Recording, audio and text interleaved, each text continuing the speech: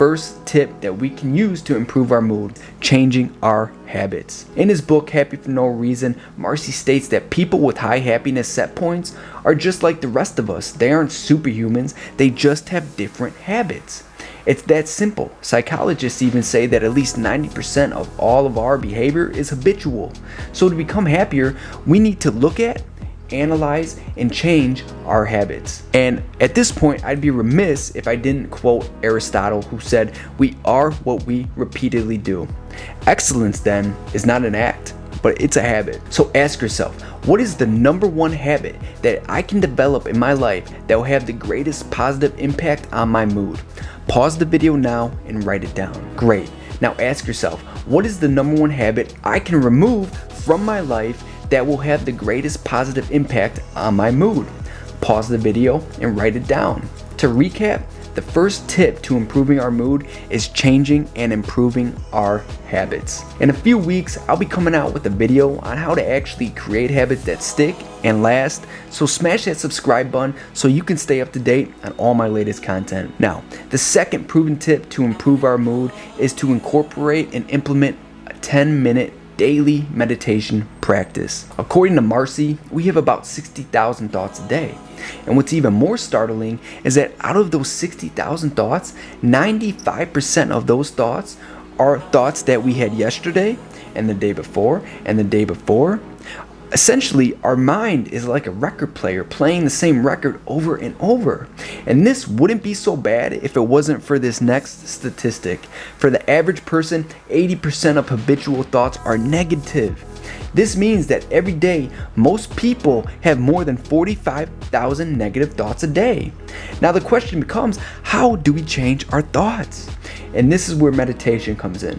According to a plethora of scientists, researchers, and authors, they all say that having a consistent meditation practice literally changes our brain, which in turn changes our thoughts. I personally incorporate a daily meditation practice every day, and it has drastically improved my mood over the past couple of years. Now, for those of you who might be new to meditation, I'm sure you're asking, okay, well, how do I actually incorporate a 10-minute meditation each and every day? For me, I use a device called the Brain Tap. And I love the Brain Tap because it's a device that allows me to get into deep meditative states within seconds. I also love this device because it comes with an app that when you open the app, there's hundreds of different meditation sessions that you could choose from. And a lot of these meditation sessions in the app are specifically created to improve our mood. I also love the Brain Tap because research shows that it actually changes the structure of our brain. It does this by increasing blood flow to the prefrontal cortex, which then begins to transform and start building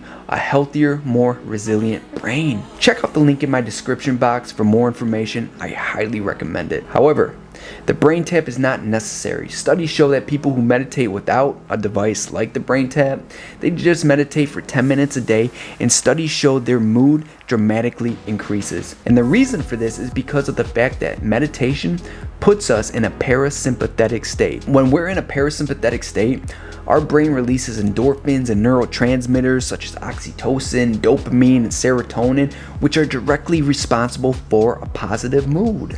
For those not using a Brain Tap, I highly recommend an app called Headspace. I personally like to meditate in the morning, and while I'm meditating, I make it a habit to think of just one thing I'm grateful for. Now this is important because once I come out of that meditation after 10 minutes, my heart, my body, my mind, it's filled with gratitude.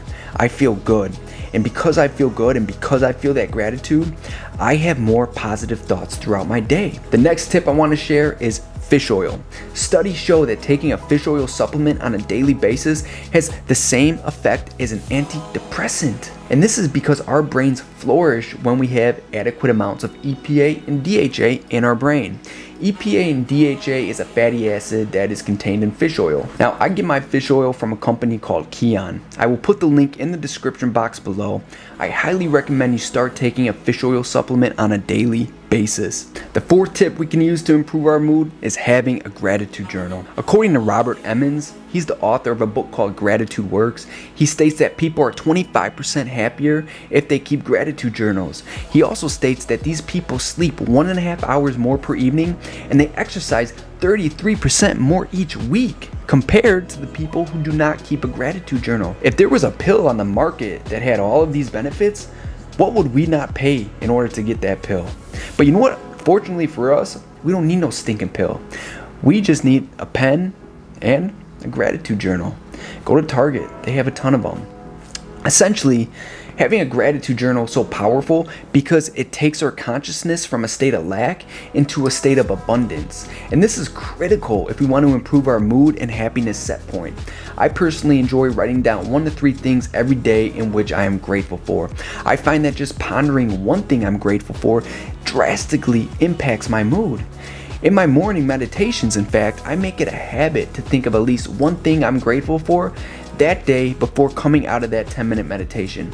I find doing this fills my mind, heart, and body with gratitude, and I take that gratitude throughout my day. My thoughts in turn become much more positive.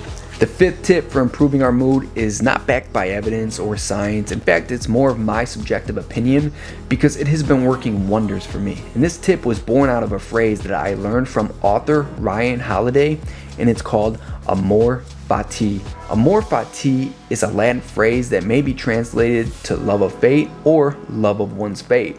It's used to describe an attitude in which one sees everything that happens in one's life, including suffering and loss, as good or at least necessary. I make it a habit to recite this phrase every day.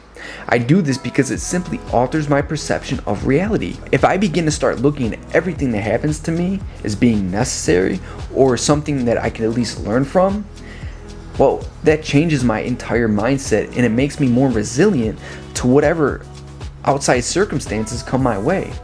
I love this phrase and I hope you begin to love it just as much as I do, because once you begin seeing everything that happens to you as either good or a lesson that can be learned from, you will no longer be a victim to any circumstance that is outside of your control. And this is powerful because it allows us to be in control of our mood, which in turn allows us to be in control of our life. Go implement 1 or all 5 of these strategies and start improving your mood today.